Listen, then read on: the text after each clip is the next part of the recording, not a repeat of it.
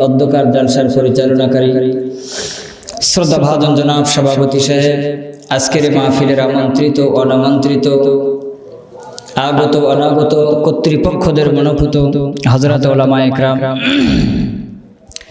আমার সামনে উপবিষ্ট দিনদার মুত্তাকি ইসলাম প্রিয় ধর্মপ্রিয় মুসলমান ভাই ও বাবাজিরা, বিশেষ করে সমবয়সী যুবক ভাইরা, ছোট্ট ছোট্ট নাবালেগ নিষ্পাপ মাসুম বাচ্চারা, আলো আধার থেকে মাইকের মাধ্যম দিয়ে কণ্ঠের ধ্বনির আওয়াজ শ্রবণ করছেন এলাকার স্নেহময়ী মমতাময়ী ধার্মিকা পর্দা নাসিনা সতী সাহিতা গৃহকর্মে ব্যস্ত থাকা আমার শ্রদ্ধেয় মা ও বোনেরা, সর্বপ্রথম আল্লাহ সুবহানাহু ওয়া তাআলা এর দরবারে লাখ কোটি শুকর ও সুজুদ জ্ঞাপন করি যে মহান মানি, যে মহান পরওয়ারদিগারে আলম আমাকে এবং আপনাদেরকে বিভিন্ন কাজ, বিভিন্ন ঝামেলা, বিভিন্ন কর্ম থেকে বিরত রেখে আজকে চাঁদপুর নজরশাহ বাড়ির যুবক বৃন্দের উদ্যোগে ইসলামী মহাসম্মেলনের সমাপনী দিবসে রাসূলের ভাষ্য অনুযায়ী জান্নাতের বাগানে আসার বসার কিছু কথা বলার এবং শ্রবণ করার সুযোগ করে দিয়েছেন। এজন্য আমরা সকলে বুক ভরে জবান খুলে উচ্চ কণ্ঠে উচ্চ আওয়াজে কালিমাতুশ শুকর আদায় করে বলি আলহামদুলিল্লাহ। লক্ষ কোটি দরুদ ও সালাম বর্ষিত হোক সেই মহামানবের উপর যিনাকে সৃষ্টি না করলে আল্লাহ পাক রব্বুল আলামিন এই নবমণ্ডল, ভূমণ্ডল, লৌহ কালাম, আরশ, কুরসি যা কিছু রয়েছে কিছুই সৃষ্টি করতেন না।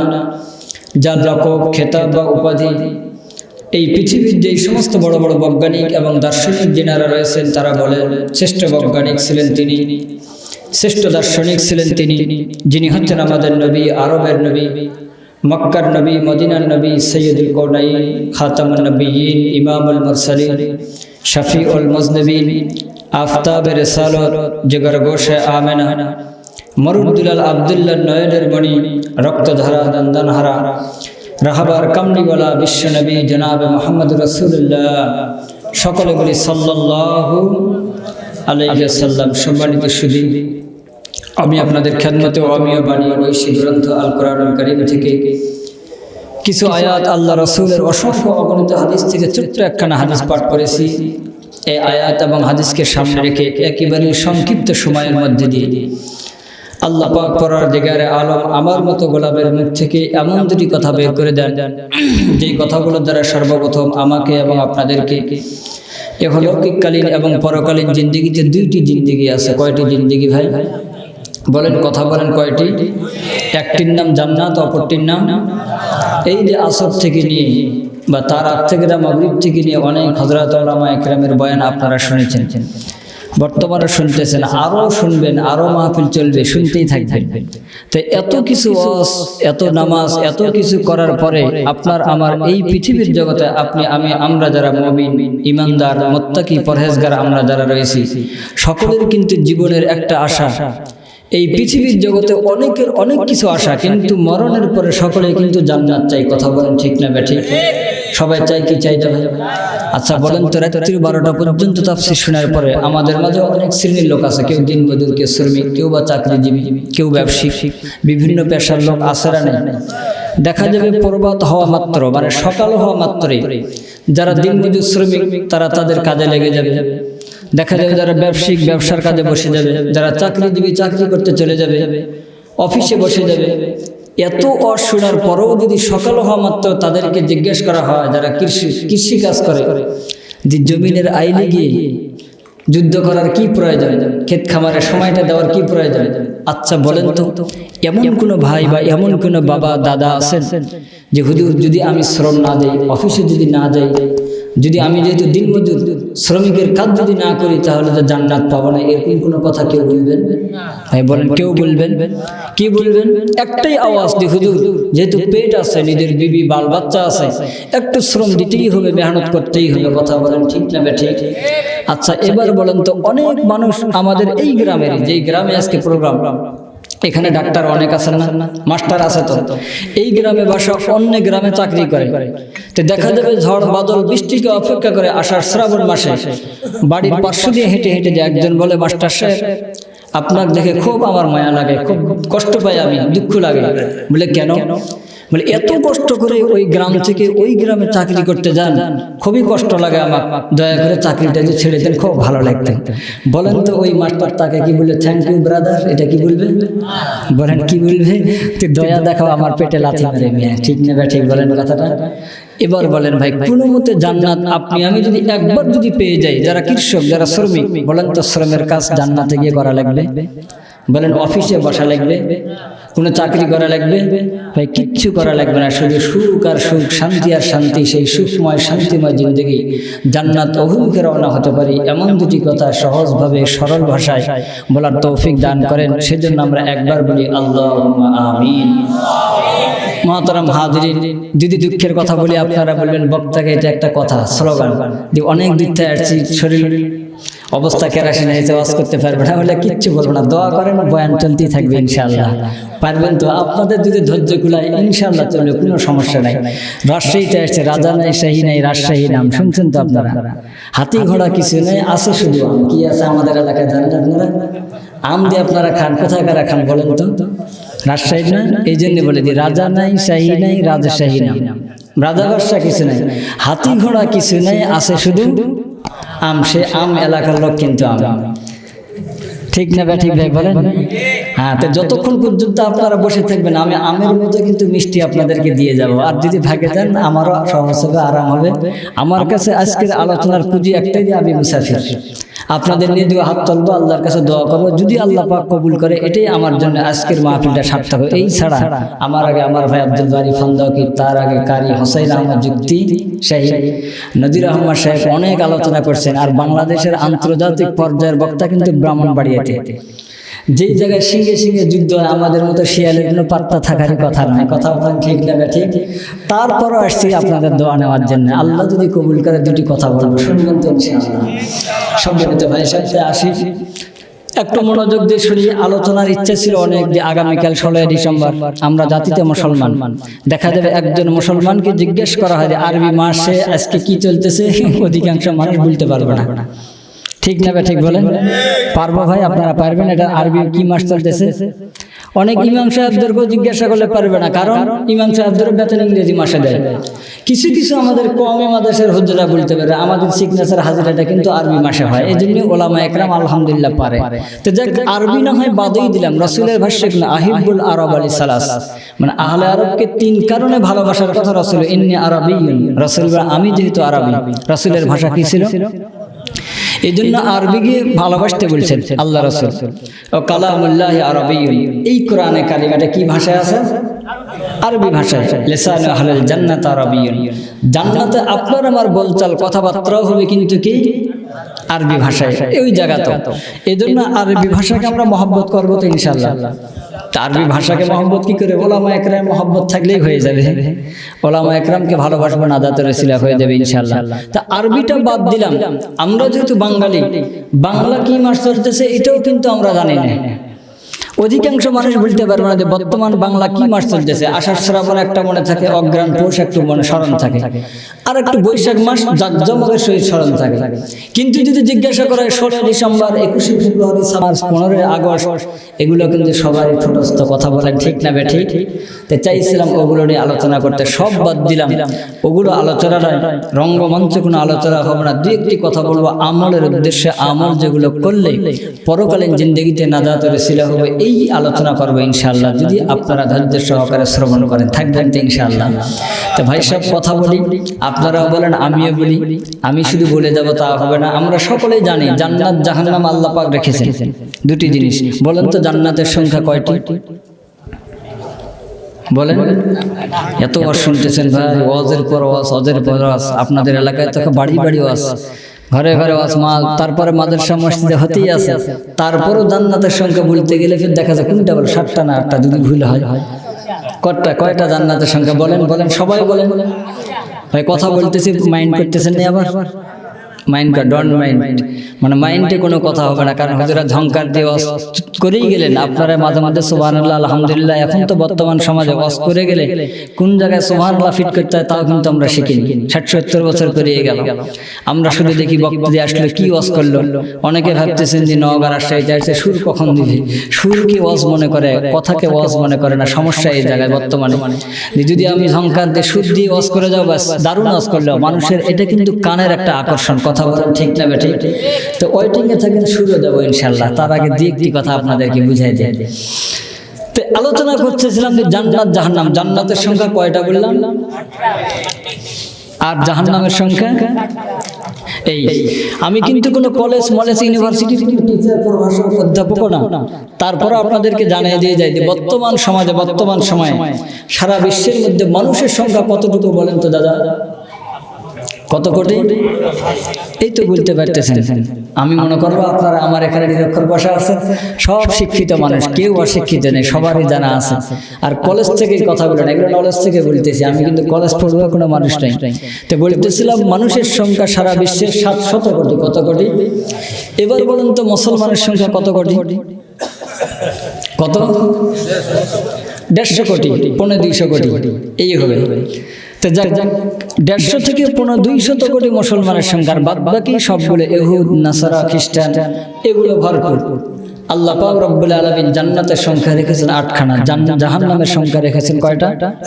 7টা। এই জিনিসটাকে পুঁজি করে একজন ভারতবর্ষে একজন পাদ্রী অনেকগুলো মানুষের সামনে ভাষণ দিতেছিলেন। ভাই সাহেব, আল্লাহ পাক জান্নাতের সংখ্যা রেখেছেন 8টা, জাহান্নামের সংখ্যা 7টা। আমাদের সংখ্যা হচ্ছে কত? 500 কোটি, আর মুসলমানের সংখ্যা 250 কোটি। তো যোগ বিয়োগ ফারাজ করলে দেখা যায় জান্নাত আমরা পাচ্ছি, জাহান্নাম তারা পাচ্ছে। কারা পাচ্ছে বলেন? কারা পাচ্ছে? মুসলমানেরা পাচ্ছে। মুসলমানদের সংখ্যা কম, জাহান্নামের সংখ্যাও কম। বিধর্মীদের সংখ্যা বেশি, জান্নাতের সংখ্যা বেশি। একজন ইহুদি, একজন পাদ্রী, তিনি এটা মানুষদের মাঝে ভাষণ দিতেছিলেন। এবার বলুন তো ভাই, এই কথাগুলোর উত্তর কি আমার মতো হুজুরি দিবে? চাঁদপুর মাদ্রাসার নাজম সাহেব হুজুরি দিবেন না আরো কেউ? সকলেরই জানার দরকার কি দরকার না বলেন? বলতে হুজুর আসছেন বলে যান, ডাক্তার কন্ডাক্টর তারাই শুধু দিবে না, প্রভাষক অধ্যাপক তারাই দিবেন না, সকলের জানার প্রয়োজন আছে না নাই বলেন তো ভাই? এই কথাটুকু যখন তিনি বললেন, একজন মানুষ ওই জায়গা দিয়ে হেঁটে যাচ্ছিলেন, এমন একটা মানুষ যাচ্ছিলেন যার কোনো ডিগ্রি নেই, যেই মানুষটা লুঙ্গি পরিধান করে, যদি সিগনেচার চাওয়া হয় এই আঙ্গুলটা দেখায়, বোঝেন যে আঙ্গুল, স্কুলের বারান্দায় কোনোদিন পা দেয় নাই, দেখা যায় এই আঙ্গুল, মানে টিপ ছাড়া বিকল্প কোনো ব্যবস্থা নেই। এরকম অশিক্ষিত নিরক্ষর লোক ওই জায়গার মধ্যে উপস্থিত হয়ে বললেন, ইহুদি বেটা কি বললে তুমি? বলে এই বললাম, মুসলমানদের সংখ্যা কম, জাহান্নামের সংখ্যা কম, আমাদের সংখ্যা বেশি, জান্নাতের সংখ্যা বেশি, এই জন্য আমরাই পেয়ে যাব। আল্লাহর বান্দা মুসলমান নিরক্ষর ব্যক্তি তিনি এক পা দুই পা করে তিনাকে বললেন, সামনে চলো, তোমার জবাব আমি দেবো ওই প্ল্যাটফর্মে গিয়ে। রেল স্টেশন আপনাদের এখানে আছে তো, বুঝবেন সহজেই। আমাদের এলাকায় এমনও আছে যে গ্রাম্য অঞ্চল দিয়ে রেল স্টেশন জীবনে দেখে নাই। ওই ছোট্টকালীন 4-5 বই একটা ঝকঝকাঝক ট্রেন চলে, বাঁকা ছবি দেখছেন না আপনারা? ওই ছবি কিন্তু দেখায়। এমনও আমার কাছে ঘটনা শুনে আছে যে সব করে আমাদের এলাকায় সান্তাহার নাম শুনছেন তো আপনারা? জংশন সান্তাহার, যে সব করে গেছে সে ট্রেন দেখবে, একজনকে টাকা দিয়ে ভাড়া দিয়ে নিয়ে গেছে। তো বলতেছে ওই যে দেখ ট্রেন, বাস গাড়ি থেকে যাবে দৌড়ে ট্রেনে গেছে, যে ট্রেনের চাক্কা টিপতেছে বাতাস আসে না, তো ট্রেনের চাকায় কি হাওয়া পাবো আমরা? তো এমন লোক বাংলার জমিনে আছে, কিন্তু আপনাদের তার ওইগুলো না, এই পাশে যেহেতু জংশন, বুঝবেন আপনারা সফর করেছেন। তো ওই নিরক্ষর ব্যক্তি বলতেছে যে আপনার উত্তর আমি দেবো জংশনে গিয়ে। যেই মাত্র গেলেন, যাওয়ার পরে কিছুক্ষণ পরে ট্রেন আসলেন, বললেন এই যে দেখা যেটা কি বলে ফার্স্ট ক্লাস রিজার্ভেশন 1 নম্বর। তো বলতেছে লোক কতজন? বলে 2-1 জন। তো বলতেছে এই জায়গা থেকে যদি ঢাকা যায় আরামে যাবে না কষ্টে? বলে অনেক আরাম, কারণ আপনি যে ফার্স্ট ক্লাসের টিকিট নেন, কষ্ট হবে বলেন? আরামে সফর করা যায়, মাত্র 2-1 জন। তারপরে বললেন কি সেকেন্ড ক্লাস, একটু লোক বেশি, তারপরে থার্ড ক্লাস। মানে আপনাদের এই জংশন থেকে যে ট্রেনটা সকালবেলা যায়, দেখবেন এই ট্রেনে মানুষ চড়ে সালাও হাতে থাকে, থাকে কি থাকে না বলে, আরো মাল যা আছে সব আসবাবপত্র নিয়ে ওই জায়গায় প্রবেশ করে। দেখা যায় একজন ভদ্র মানুষ উঠলে ট্রেনে উঠার জায়গা থাকে না, তো বলতেছে এই জায়গায় লোক কম না বেশি বলে অনেক বেশি, বলে কষ্টে আছে না আরামে বলে অনেক কষ্ট। তো ওই নিরক্ষর মুসলিম তিনি উত্তর দিলেন, আপনার প্রশ্নের জবাব হয়ে গেছে এই জায়গায়। বলে কেমনে? বলতেছে ফার্স্ট ক্লাসে 1 থেকে 2 জন 3 জন মানুষ আরামে রয়েছে, আল্লাহ পাক রব্বুল আলামিন এই কম সংখ্যক মানুষগুলোকে আল্লাহ পাক অসংখ্য অগণিত জান্নাত 8খানাতে ওই ফার্স্ট ক্লাসের মতন আরাম আয়েশে জীবন যাপন করার সুযোগ দিবেন। আর তোদের মতো কাফের বেঈমান মুশরিক মুরতাদ যারা রয়েছে ওই থার্ড ক্লাসের মতো লোকালের মতো যতগুলো মানুষ কষ্টে আছে তার চাইতে চিপে চিপে সেই জায়গার মধ্যে নিক্ষিপ্ত করবে কম সংখ্যক জাহান্নামের মধ্যে। জোরে বলি সুবহানাল্লাহ। এবার জান্নাত বলেন তো আমরা পাবো না তারা পাবে? পাবো তো ইনশাল্লাহ, বিশ্বাস হয় না সন্দেহ আছে? এবার রাজশাহী থেকে মানুষ আসছে, বলতেছিলাম আগে এখানে কিন্তু বাঘের বাচ্চা আছে, আমি আর কি ওয়াজ দেবো, তারপরে যে একটি বলতেছি স্মরণ থাকবে তো ইনশাল্লাহ। তো এই জিনিসগুলো রাস্তাঘাটে মোকাবেলা করলে কাজে দিবে আর কি। বর্তমান বাঙালিরা তো বাঙালি মানুষ হাঁটতে রাজি নয়, বাঙালি মানুষ 100 চলে গেলে সামনের দিকে অগ্রসর হয়ে থাকে। এই যে জান্নাতের কথা বললাম, এই জান্নাতটা সকলেরই চায় তো মন। তো জান্নাত কি এমনি এমনি পাওয়া যাবে বলেন? জান্নাত তো ভাই শাশুড়ির বাড়ি মজুর হাড়ি না, যে মামুর বাড়িতে যাবে মুরগার রান দিবে রাক্ষসের মতন চাবাইছেন তা কিনতে হবে না। হবে এই জান্নাত পেতে গেলে কিছু করেই লাগবে, কিছু করেই লাগবে। লাগবে কি লাগবে না বলেন? অনেক কিছু করতে হবে। এই জন্য এমন একটি আয়াত আমি পড়েছি, আয়াতের মধ্যে আল্লাহ পাক জান্নাতের শর্টক্রজ বর্ণনা করছেন। বর্তমান শর্টক্রজের পাগলটা মানুষ অতি সংক্ষেপে কি করে টাকা আলা হওয়া যায়, কি করে বড় হুজুর হওয়া যায়, কি করে ডাক্তার ইঞ্জিনিয়ার হওয়া যায়, মানে সংক্ষিপ্ত আকারে যত শর্ট মানুষ হতে চায় কি চায় না। দেখবেন শর্ট করে হুজুর নয়, বর্তমান দেখবেন শর্ট করে মাওলানা হয়ে যায়। মাওলানারও অনেক প্রকার রয়েছে, মাওলানা বিশেষ করে 3 প্রকার। যেমন দেখবেন হঠাৎ মাওলানা হয়ে গেছে, হঠাৎ মাওলানা বোঝেন তো আপনারা? বোঝেন না? হঠাৎ মাওলানা বুঝে দেবো আপনাদের। হযরত মাওলানা, আমার হুজুর বসা আছে, নিয়ে আছে হযরত মাওলানা, শুরু থেকে নিয়ে শেষ পর্যন্ত দাওরা হাদিস কমপ্লিট করে। আরেকটা আছে মিস্টার মাওলানা, এই বাংলা কোরআন শরীফ পড়ছে, বিভিন্ন চ্যানেলের সামনে নেক্সার দেয় দিয়ে মিস্টার মাওলানার সাথে মুসলমানদের মধ্যে বিভ্রান্তি সৃষ্টি করে। কথা বলেন ঠিক না ঠিক? আরেকটা আছে সেটা হলো হঠাৎ মাওলানা। কি মাওলানা? এর বিবরণ দেবো। কি করছে ঘুরানি ফিরানি করে করে কার সহবতে গিয়ে ব্যাস কিছুদিন সময় দাওয়াতে তবলিগের মধ্যে লেখা আছে, বড় একটা জুব্বা গায়ে দিয়ে এলাকার মধ্যে হঠাৎ মাওলানা সাজে বসে আছে। কথা বলেন ঠিক না ঠিক? ওই মানুষগুলো আমাদের মাঝে বিভ্রান্তি সৃষ্টি করে দিয়ে আলেম ওলামারা এতদিন ছিল না, আজকে আল্লামা সাদ এই কথাগুলো বলতেছে, এখন কেন তারা মাথা ঘামান? কারা বলে হঠাৎ মাওলানা যারা, তারা। কথা বলেন ঠিক না ঠিক? সংগ্রামী ভাই সাহেব কথাটি বুঝবেন যে এই যে দাওয়াতি তবলিগ আসছেন ইলিয়াস রহমাতুল্লাহ আলাইহি থেকে, কার থেকে? যে ওলামায়ে দেওবন্দ মাদ্রাসা যদি না হতো জাকারিয়া রহমাতুল্লাহ আলাইহি তৈরি হতো না, দেওবন্দ মাদ্রাসা যদি না থাকতো ইলিয়াস রহমাতুল্লাহ আলাইহি তৈরি হতো না। আজকে ওনার মাধ্যম দিয়ে আসছে ওলামায়ে দেওবন্দি কথা, এই বলবে না কি বলবে আপনারা বলেন তো ভাই? উত্তরসূরি দাওয়াতে তবলিগের 1 নম্বর হক্কানি ওলামায়ে একরাম। কথা বলেন ঠিক না ঠিক? সংক্ষেপ করে বলে দিই যে আপনাদের একজন বাবার যদি 2টি সন্তান থাকে, দেখা যাবে একজনের সঙ্গে সম্পর্ক ভালো, আরেকজন সন্তানের সঙ্গে দেখবেন অন্যজনের সম্পর্ক, মানে বাবার সঙ্গে অন্য মানুষের সম্পর্ক সন্তানের সঙ্গে ভালো নয়। দেখে না বাবার সম্পর্ক অন্য মানুষের সঙ্গে, সন্তানকে এমনি যা প্রয়োজন তা দেয়, কিন্তু সম্পর্কটা বেশি অন্য মানুষের সঙ্গে। কার সঙ্গে বললাম? এবার বলুন আপনারা, যদি বাবা মারা যায় তাহলে মারা গেলে বাবার সঙ্গে যে সম্পর্কটা ছিল ওই ব্যক্তি ওই বাবার অংশীদার হবে না, তার ছেলে হবে। কথা বলেন, ছেলে হবে কি হবে না? ঠিক তদ্রুপ ওলামায়ে একরাম দাওয়াত ও তাবলীগের কাজ সদা সর্বদা করে। কিছু সংখ্যক ওলামায়ে একরাম দরস তদরিস নিয়ে ব্যস্ত, কেউ বা সময় দেন, যারা জান্নাত তারা মহব্বত করেন তাও নয়, যদি একটু কম দেন তাও উত্তরসূরি হিসেবে ওলামায়ে একরাম 1 নম্বর খাঁটি মুবারক। কথা বলেন ঠিক না ঠিক? মানুষ যতই বিভ্রান্তি সৃষ্টি করতে চায়, আমাদেরকে কখনো তাদের বিভ্রান্তির কাছে হার মানতে দিবে না। কথা বলেন ঠিক না ঠিক?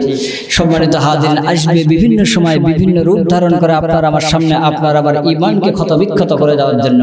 কিন্তু সদা সর্বদা হক্কানি ওলামাকে অনুসরণ করবেন, দেখবেন যতই চেষ্টা করুক বাতিল কখনো আপনাকে আমাকে ধ্বংস করতে পারবে না। কথা বলেন ঠিক না ঠিক?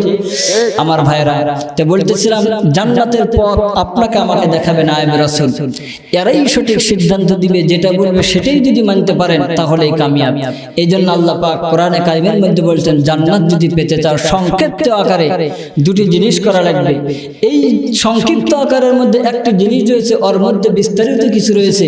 এর বিস্তারিত আমরা পাবো আল কোরআন ফাসরুল হাদিস, কোরআনের ব্যাখ্যা হচ্ছে হাদিস। এগুলো নিয়ে আমরা দৌড়াদৌড়ি কিন্তু করি, কিন্তু আল্লাহ পাক রব্বুল আলামিন বলেন না, তোমরা এই জিনিসগুলো নিয়ে বাড়াবাড়ি করো না।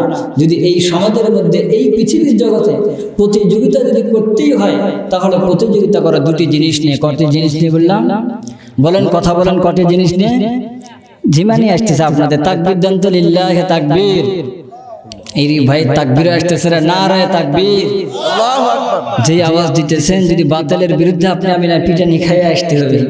আমি তো জানি যে যারা ব্রাহ্মণবাড়িয়ার মানুষ তাদের গর্জন সিংহের মতো, ভেড়ির মতো নয়। তা আজকে দেখতেছি ভেড়ির চেয়েও নিম্ন হচ্ছে, রাত্রি বেশি হচ্ছে, এই জন্য বুঝি।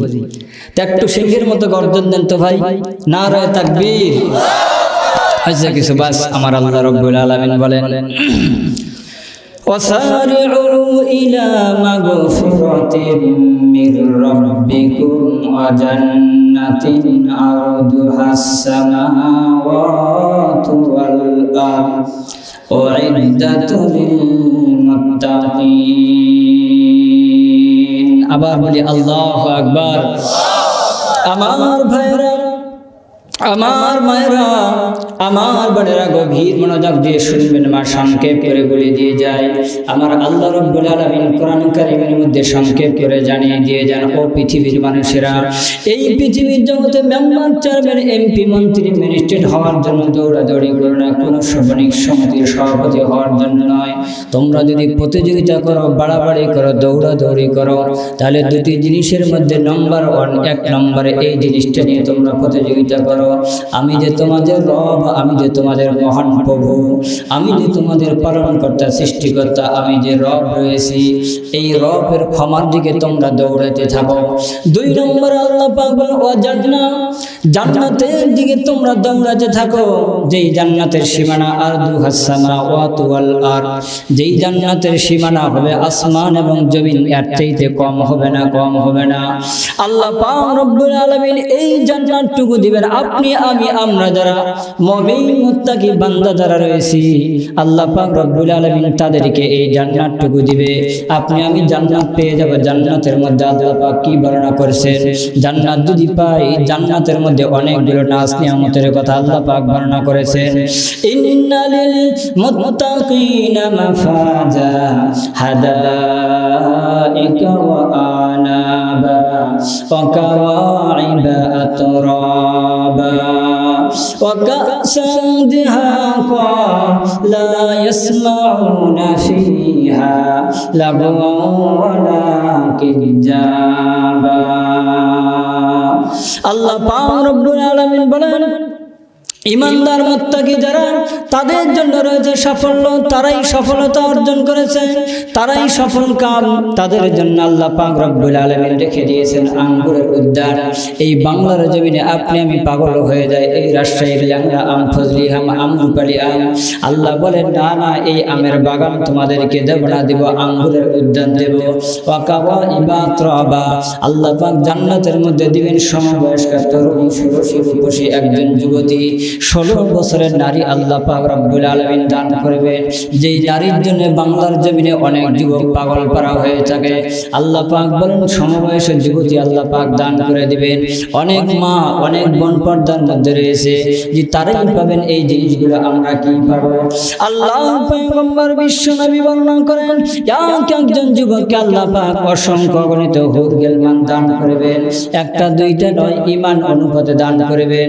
তাই দেখা গেছে জানা গেছে একজন বান্দা একজন ব্যক্তি প্রার্থনা করলো, আল্লাহ তুমি আমাকে জান্নাতের মধ্যে হুর গিলমান এই জিনিসটা তুমি দান করো। এই দোয়া করলে তার বেগম বলে, জান্নাতের মধ্যে তুমি হুর গিলমান চাইতেছো, সেই জায়গার মধ্যে বুঝে গিয়ে তুমি আমাকে ভুলে যাবে। আল্লাহ বলেন, না না বন্ধু, বিশ্ব নবীকে জানায় দিলেন, নবী জানিয়ে দাও আমি তাদেরকে সেই জায়গার মধ্যে ভোলাবো না। একজন যুবককে আল্লাহ পাক রব্বুল আলামিন 60 থেকে 70 আরো যদি হুর গিলমান দান করেন, আল্লাহ পাক ওই হুর গিলমানগুলোর সরদারিনী নিজের বেগমকে আল্লাহ পাক বানিয়ে দিবে। জোরে বলি সুবহানাল্লাহ। আল্লাহ পাক পিয়ানা দান করবেন শরাবের মদের, যেই শরাবগুলো নিয়ে আমরা পাগল করা হয়ে থাকি। মানুষ বারণ করে, বাবাও নিষেধ করে দিয়ে শরাব পান করো না। মানুষ বাংলার জমিনে দেখা যায় যুবকগুলো এই জিনিস নিয়ে ব্যস্ত থাকে, কোথায় মদ পান, কোথায় শরাব পান, কোথায় ইয়াবা, কোথায় কি রয়েছে।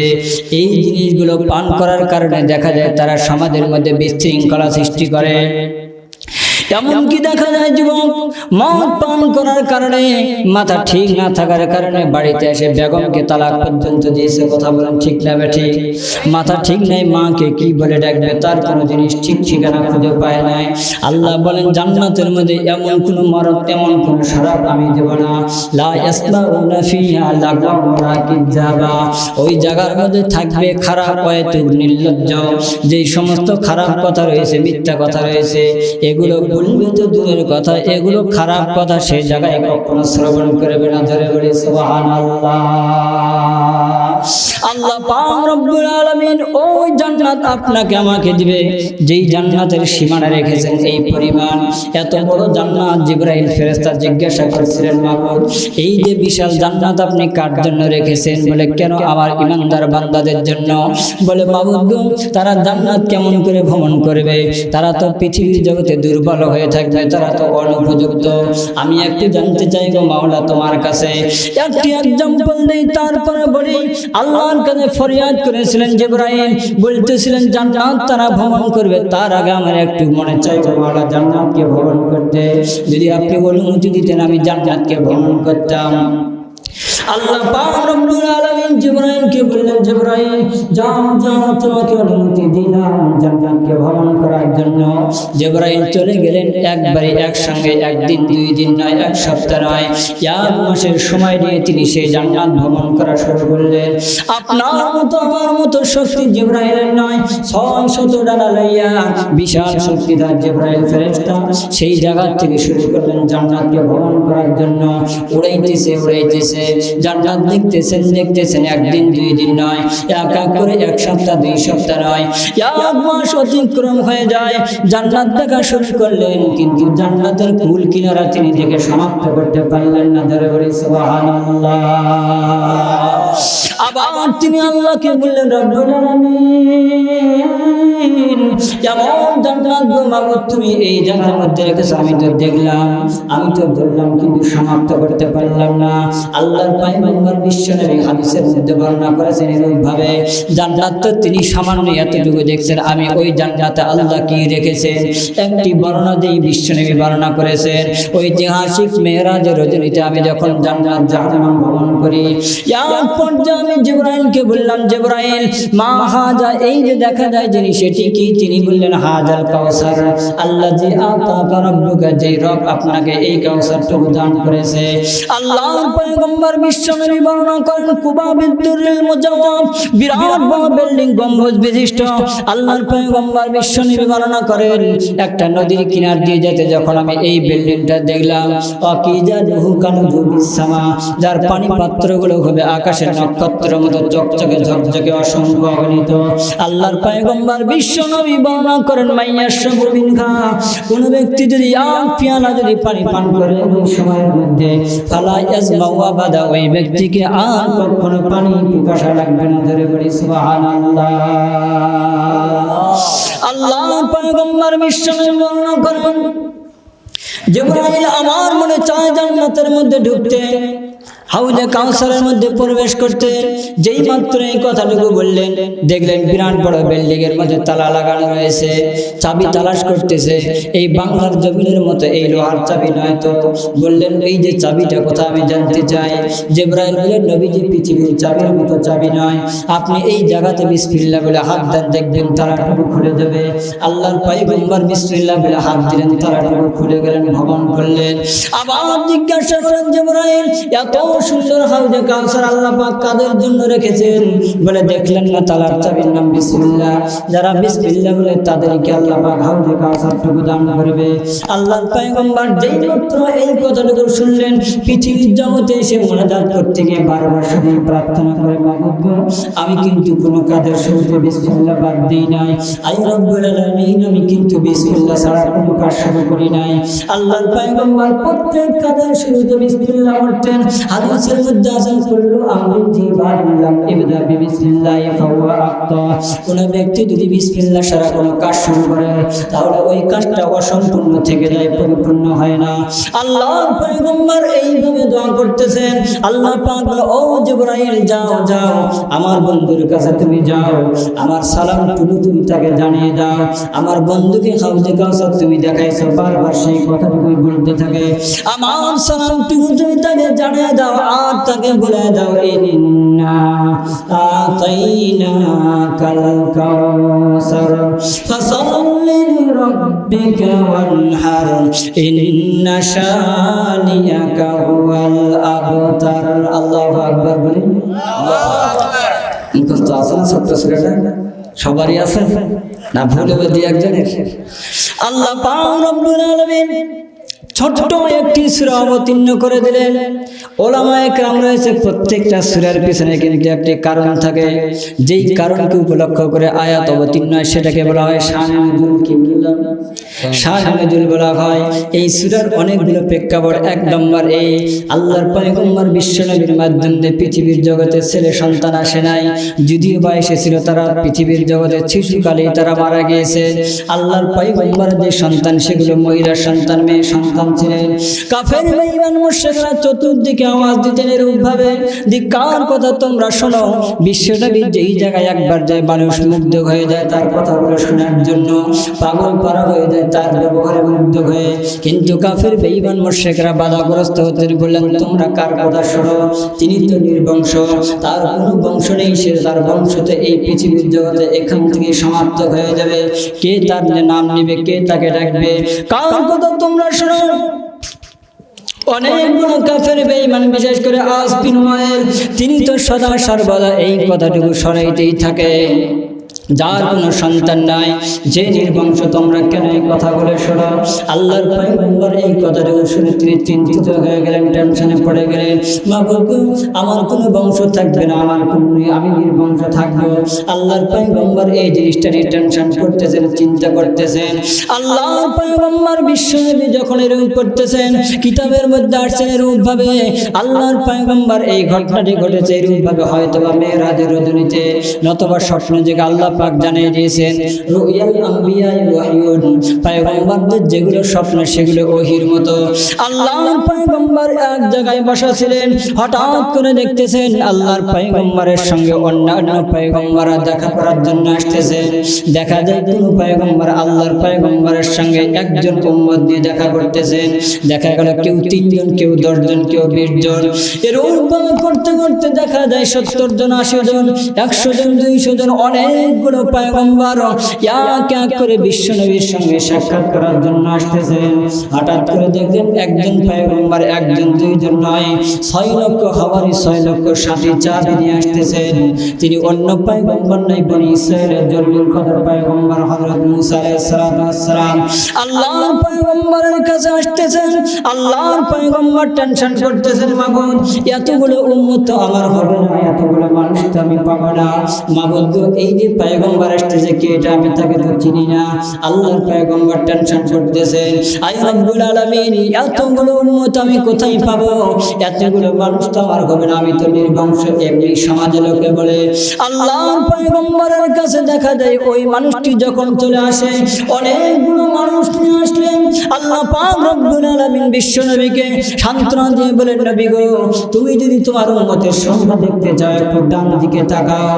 আল্লাহর পয়গম্বর ডান দিকে যেই মাত্র তাকাইলেন, ডান দিকের মাটি থেকে নিয়ে আসমান পর্যন্ত যেই ফাঁকা জায়গাটুকু রয়েছে, শুধু মানুষ আর মানুষ, একটা জায়গা বিন্দু পরিমাণ ফাঁকা নাই।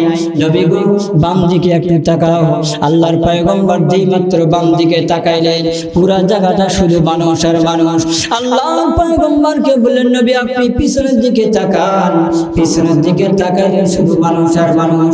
আল্লাহ পাক রব্বুল আলামিন বললেন, ও বন্ধু, এই যে মানুষের সংখ্যাগুলো দেখলেন, এগুলো আমি লৌহে কালামের বোর্ডের মধ্যে আপনার উম্মতের সংখ্যাটা এরকমভাবে রেখে দিয়েছি। এই যে মানুষগুলো দেখলেন, এইগুলো সব আপনি নবীর উম্মত। জোরে বলি সুবহানাল্লাহ। আল্লাহ পাক রব্বুল আলামিন বিশ্ব নবীকে উম্মতের সংখ্যা অনেকগুলো দিবেন। এইগুলো হবে আল্লাহর পয়গম্বরের উত্তরসূরি। বললেন, নবীকে উম্মত দিলাম এক অর্থ। আল্লাহর পাক রব্বুল আলামিন বলেন, আপনাকে আমি হাউজে কাউসার দিলাম। হাউজে কাউসারের ব্যাখ্যা অনেক রয়েছে। এই হাউজে কাউসারটুকু পান করবে বিশ্ব নবীর উম্মত যারা, আপনি আমি আমরা যারা রয়েছি।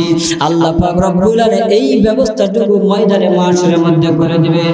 যদি আপনি আমি বিশ্ব নবীর উম্মত যদি হতে পারি, কি হতে পারি বলেন, কি উম্মত যদি হতে পারি, হাউজে কাউসার পেয়ে যাব।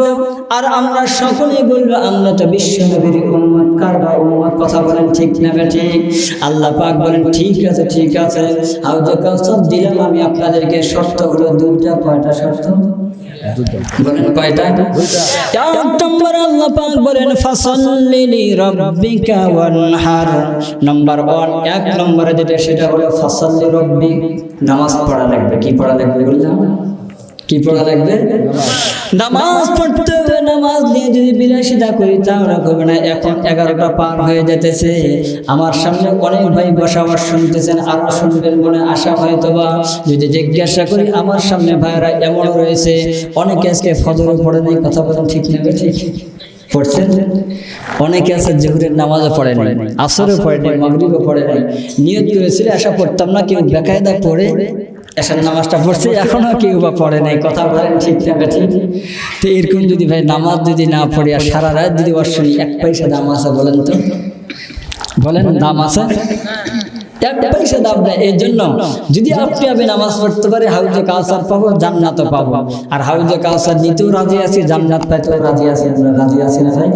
কিন্তু বলছিলাম না শুরুতে, জান্নাত তার মামুর বাড়ি নয় বা শাশুর বাড়ি মধুর হাড়ি নয়, ডাইরেক্ট যাবেন আর দিয়ে দিবে তা কিন্তু যায়। এই জান্নাত পেতে হলে কিছু করতে হবে, কিছু। তো 1 নম্বরে যেটা, সেটা হলো ফাসাল্লি রাব্বিক। কি করা লাগবে বলেন? কি করা লাগবে? আর ওই নামাজ নিয়ে আপনি আমি অলসতা বিলাসিতা, কথা বলেন ঠিক না ঠিক? নামাজে পাঞ্জে গানা ফাওয়াইলুল লিল মুসাল্লিন আল্লাযিনা। নামাজ মুমিন মুসলমানের বড় হাতিয়ার।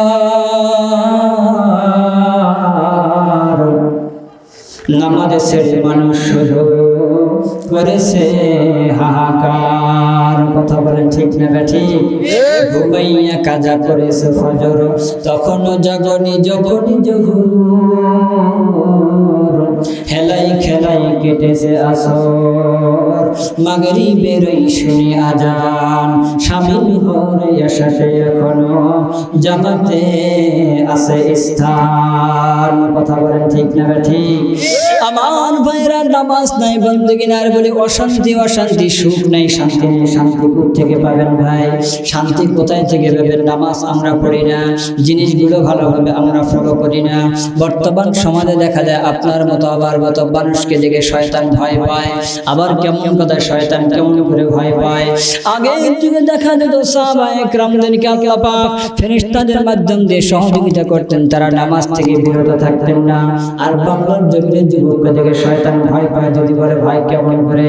একজন ব্যক্তি যখন দেখা যায় ফজর নামাজ পড়ে নাই, জোহর পড়ে নাই, আসর পড়ে নাই, মাগরিব পড়ে নাই, ঈশা নামাজ পর্যন্ত কাজা করে দিলে শয়তান মনে মনে ভাবে হায় রে হায়, এই মানুষের উপর এক্ষুনি আল্লাহর গজব আসবে, আমি যদি তার সঙ্গে থাকি তাহলে আমি শয়তান তার গজবে পড়ে মরবো। কথা বলেন ঠিক না ঠিক?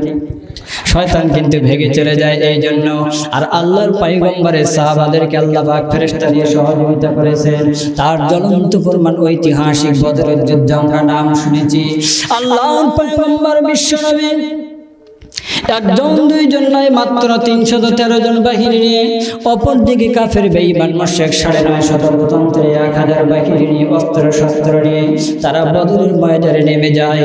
আল্লাহর পয়গম্বর ওই অবস্থা দেখে তিনি ক্রন্দন করা শুরু করলেন, আয় রব্বুল আলামিন, এই যে দেখা যায় 304 জন বাহিনী, একজনকে তো আমি দেখি নাই, মাবুদ গো এরা কোথায়, আমি যে একজনকে দেখতে পাই নাই, তাদেরকে বুঝি সমাপ্ত করে দিবে। আল্লাহর পয়গম্বর বিশ্বনবী ও জায়গার মধ্যে কান্নাকাটি করে আর দেখিনি কি বলে, রব্বুল আলামিন, তাদেরকে যদি তুমি মেরে দাও তার আগে আমাকে তুমি পৃথিবীর জগতে উঠাই দাও, কারণ এই 313 জন বাহিনী তৈরি করতে আমাকে অনেক কষ্ট করতে হয়েছে। এই বাহিনী তৈরি করতে আমাকে জন্মভূমি মক্কা ছেড়ে মদিনায় আমাকে যেতে হয়েছে, জেল হাজত পর্যন্ত আমার হয়েছে, আমি তায়েফের জমিনে আমার শরীর থেকে রক্ত পর্যন্ত দিয়েছি। আল্লাহর পয়গম্বর বিশ্বনবী এইভাবে মুনাজাত করতেছেন। আবু বকর সিদ্দিক ডেকে ডেকে বলে, হুজুর আপনি এত ঘাবড়াবেন না, এত চিন্তা করেন না, টেনশন করেন না, কারণ ওরা কাফেরদের মাঝে বিতরণ হয়ে রয়েছে, তাদের মাঝেই তারা যুদ্ধ করতেছে। আল্লাহর পয়গম্বর বলেন, আবু বকর, একজন কেউ তো আমি বাহিনীকে দেখতে পাই না রে আবু বকর। আল্লাহর পয়গম্বর এইভাবে মুনাজাত করতে আছেন। আবু বকর বলে, স্বাভাবিক পর্যায়ে বিশ্বনবী এইভাবে মুনাজাত করতে করতে হাত দুটাই এত উপরে তিনি তুলে দিয়েছেন, যার দরুন দেখা যায় শরীর থেকে চাদরখানা জমিনে পড়ে যায়। আল্লাহর পয়গম্বরকে বারবার এই কথাটুকু আবু বকর বলে, হুজুর চিন্তা করবেন না, টেনশন করবেন না হুজুর, তারা কাফের বেঈমানদের মাঝে তারা যুদ্ধ করতেছে। এরূপ ভাবে আল্লাহর পয়গম্বর কেঁদে যায়। হঠাৎ করে আল্লাহ পাক রব্বুল আলামিন বিশ্বনবীকে সম্বোধন করে দিয়ে জিবরাইলকে পাঠিয়ে দিলেন, জিবরাইল যাও, আমার সালামটুকু তুমি তাকে জানিয়ে দাও, বলে দাও, আন্নী মুমিদ্দুকুম বিআলফিন মিনাল মালাইকাতি মুরদিফিন, আমি আমার বন্ধুর জন্য, চাবিলের জন্য একজন দুইজন নয়, আকাশ থেকে 1000 ফেরেশতা আমি পাঠিয়ে দিলাম। জোরে বলি সুবহানাল্লাহ। সাহাবায়ে কেরামদেরকে আল্লাহ পাক ফেরেশতা দিয়ে সহযোগিতা করতেন। আর বর্তমান সমাজে আপনি আমি নামাজ পড়ি, এক কাপ চাও কিন্তু পাই না। কথা বলেন ঠিক না ঠিক? চা পাই, চেষ্টা করি, ধান্দা করি যে নামাজ পড়লাম চাটা পাওয়া যায় নাকি, দাওয়াতে তবলিগ গেছে, নসরত রসুলে কিছু হয় দেখি, ধান্দা করি আর কি, করতে করতে যদি মিলে যায় লাগে যায় শেষ। কিন্তু নামাজের দ্বারা আমরা কেউ কিচ্ছু আনতে পারি বলেন তো ভাই? বর্তমান সমাজে অনেক মা বোন, পর্দার মধ্যে আছে মা বোন বুঝি, এই মা বোনদের অবস্থা সংক্ষেপ করে বলি। বর্তমান মায়েরা বোনেরা ফাতেমাকে তারা মডেল মনে করেন না, হাবিবাকে মডেল মনে করেন না, তারা মডেল মনে করতেছেন সেই ইউরোপ, আমেরিকা, লন্ডন, পশ্চিমাদেরকে। তাদের অনুকরণ করে নামাজ তো দূরের কথা, কালাম তো দূরের কথা, এই পৃথিবীর জগতে দেখা যাচ্ছে আগের যুগে সাহাবায়ে কেরামরা যেই জান্নাতের আলোচনা করতেছিলাম, জান্নাত নিয়ে দৌড়াদৌড়ি করত, কেমন করে একজন সাহাবী 2 রাকাত নামাজ পড়তেন, আরেকজন 4 রাকাত পড়তেন। কথা বলেন ঠিক না ঠিক? আরেকজন 4 রাকাত পড়লে আরেকজন 8 রাকাত, এইভাবে করতে করতে দেখা যেত একজন অর্ধরাত্রি ইবাদত করলে আরেকজন পুরাটি রাত্রি ইবাদত করতেন। উদ্দেশ্য একটা, কারণ একটাই, যে তার আগে আমাকে জান্নাতে যেতে হবে, উদ্দেশ্য এটাই। কিন্তু বর্তমান সমাজে এর বিপরীত, আপনি আমি আমরা প্রতিযোগিতা করি কে কার আগে জাহান্নামে যেতে পারে। কোনটা দিয়ে বুঝাই দেবো আপনাদের? বর্তমান সমাজ, ইন্টারনেটের যুগ, আমরা সকলে জানি এমন কিছু জিনিস যেগুলো জাদুঘরে চলে গেছে, আবার রাখতে হবে। আগের যুগে আমার দাদা যারা রয়েছে তারা একটা রেডিও জিনিস ব্যবহার করতো, অনেকে চেনেন, অনেকে নাম শুনেছেন। এখনকার বর্তমান যে সন্তান জন্ম আছে তার রেডিও কি জিনিস বুঝবেই না, ঠিক না ঠিক বলেন? ওই জিনিসটা বাদ দিলাম, দেখা যেত আজ থেকে বেশি দিন আগের কথা নয়, এই সেটগুলো শুধু চলতো, এই নোকিয়া সেট, স্প্রিং সেট বা আরো কিছু, শুধু কথা যায় আর আসে, অন্য কিছু হয় না, শুধু কথা হ্যালো আর গেল, আর কিচ্ছু না। এই সেটটা যখন আসলো কিছুদিন পরেই দেখা গেল একটা অডিও সেট আমাদের সমাজে আসলো। অডিও সেটটা যখন আসলো, অডিওর মধ্যে দেখা যায় গানা শোনা যায়, আমার মতো মৌলবীর অডিও শোনা যায়। দেখা যায় কম্পিউটারের দোকানে গেলে অস্ত্র সবকিছু ভরে নাই, দেখা যায় অজের মধ্যে একটু টজও যখন দিয়ে দেয় তখন বেশ ভালোই লাগতেছে গান শুনতে। তো এইভাবে দেখা যায় যখন গান একটু শুনলাম, শয়তান ওয়াসওয়াসা দেয়, গান শুনতেছে শুধু, দেখা তো হয় না, তাতে ভিডিও সেট একটা নেই। কথা বলেন ঠিক না ঠিক? এই দেখা যায় ভিডিও সেট, এই ভিডিও সেট করতে করতে টাচ সেট, আরো কত কি বর্তমান সমাজে দেখা যায়। কোনো কম্পিউটারের দোকানে লাগা সার্চ দিলেই সব আকাম টুকাম যত নগণ্য জঘন্য কার্যকলাপ সব এক জায়গায় বসেই সব কিছু করা যায়। কথা বলেন ঠিক না ঠিক? যেই মোবাইলে আগে দেখা মা বোন অন্যের সাথে কথা বললেও কিন্তু গুনাহ হয়, সেই গুনাহটার ভাগ একটু কম ছিল। যেই মাত্র অডিও লাইন গুনার হাতটা একটু বাড়ালো, বলুন তো ওই জিনিসটা থেকে ওই জিনিস যখন নিয়ে গেল, তো জান্নাতে পরে নিয়ে যাবে জাহান্নামে না আগে নিয়ে যাবে বলেন তো ভাই? ভিডিও সেট নিয়ে আরো একটু বাড়লো, তারপর এই করতে করতে স্ক্রিনটা ইন্টারনেটের সঙ্গে সংযুক্ত করে ডিজেল লাইনের সঙ্গে যখন সংযুক্ত করলেন, তখন আপনি আমি ভাবি যে অত পরে নয়, মরবো আর তাড়াতাড়ি জাহান্নামে যাব। এই ব্যবস্থা বর্তমান সমাজে আপনি আমি করেছি। কথা বলেন ঠিক না ঠিক? আমার ভাইরা, অনেক যুবক ভাইরা রয়েছে, বললে হয় রাগ করবে যে হুজুর অস্ত্র করে যায়, কি এগুলো করতেছেন? দেখা যায় আমাদের সমাজে অনেক যুবক রয়েছে মুখের মধ্যে দাড়ির মধ্যে বেরেট লাগায় কি লাগায় না, একদিন দুই দিন না 8 দিন পর পর কেউ দাড়ির মধ্যে ক্লিন শেভ করে একটু ঘুষার মতো দেখা যায়। আরেকজন বলে যে একটা অসভ্য অসামাজিক, 8 দিন পর কেউ দাড়ির মধ্যে বেরেট লাগায়, কেমন কেমন লাগে। তাহলে কি করবি? তাহলে 6 দিন পর করতে হবে। তো দেখা যায় 6 দিন পর করলে একটু করাদের মতো লাগে, এই করতে করতে 4 দিন, আরো 2 দিন। এমনও এই সমাজের মধ্যে যুবক বয় বৃদ্ধ লোক বাবাজি যারা আছে, এমনও রয়েছে যে এমন কোনো দিন নেই যে এই দাড়ির মধ্যে বেরেট লাগায় না। আছে কি নাই বলেন তো? তার উদ্দেশ্য কি? ওই 8 দিন পর পর দাড়ির মধ্যে বেরেট লাগায়, যত পরে জাহান্নামে যেত, আমি অত পরে জাহান্নামে যাব না, তার আগেই যাবো, এই জন্য 4 দিন। আরেকজন বলে অত পরে কি জাহান্নামে যাওয়া যায় সম্ভব? 2 দিন পর পর যাবে, অত সম্ভব নয়, বলে খালি মরবো আর জাহান্নামে যাবে, এই জন্য প্রত্যেক দিন দাড়ির মধ্যে বেরেট লাগায়। জোরে বলেন ঠিক না ঠিক কথা? আল্লাহ পাক সকলকে হেফাজত করুক, জোরে বলি আমিন।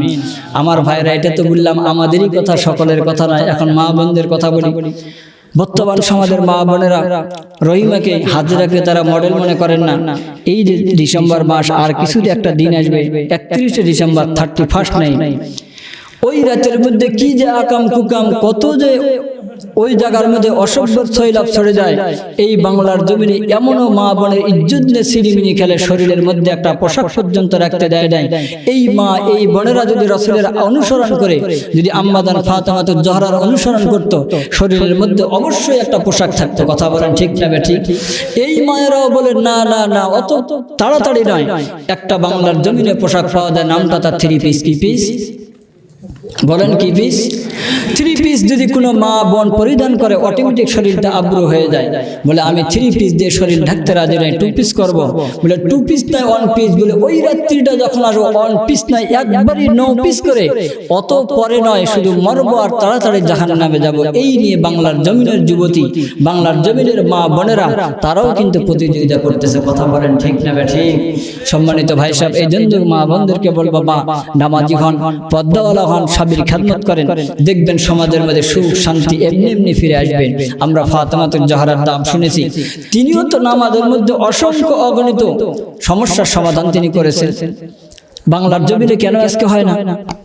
কি জন্য হয় না? আজকে দেখা যাচ্ছে বাংলার জমিনে মা বোনের অবস্থা রাসূলের আদর্শ ভিতরে না থাকার কারণে সমাজের মধ্যে অশান্তি। মায়ের কথা ছেলে মানে না, ছেলের কথা বাবা মানে না। কথা বলেন ঠিক না ঠিক? সংক্ষেপ করে বলি, আম্মাজান ফাতেমাতুজ জোহরা রাদিয়াল্লাহু তাআলা আনহার কাছে ওনার ছোট্ট সন্তান হাসান হোসেন ঈদের দিন গিয়ে বলে, মা আমাদের একটা জামার ব্যবস্থা করে দিতে।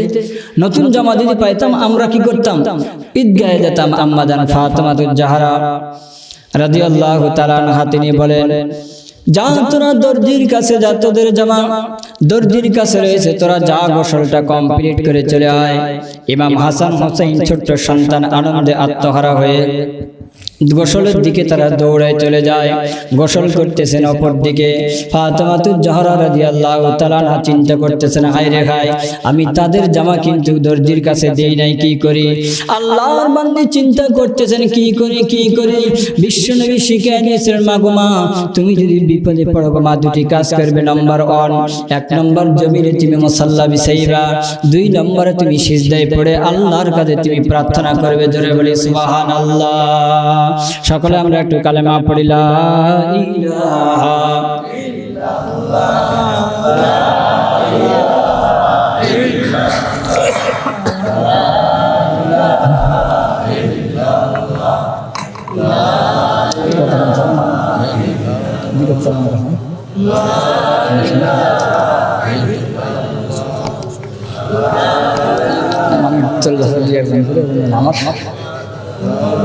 ঠিক আছে,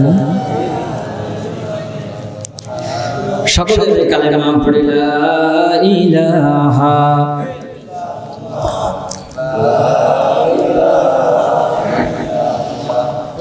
লা ইলাহা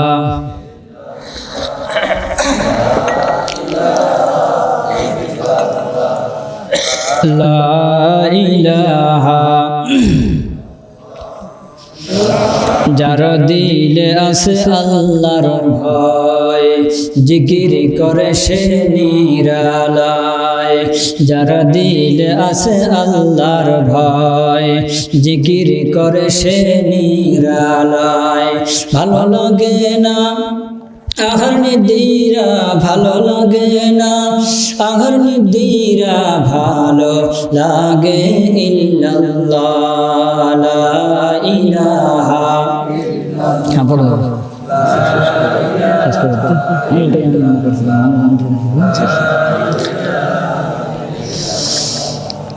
লা ইলাহা লা ইলাহা ইল্লাল্লাহু মুহাম্মাদুর রাসূলুল্লাহ। সকলে বলি সাল্লাল্লাহু আলাইহি ওয়াসাল্লাম। সম্মানিত ভাই সব, আলোচনা করতেছিলাম জান্নাতে যাওয়ার শর্ট রাস্তা আছে 2টা। কয়টা বললাম?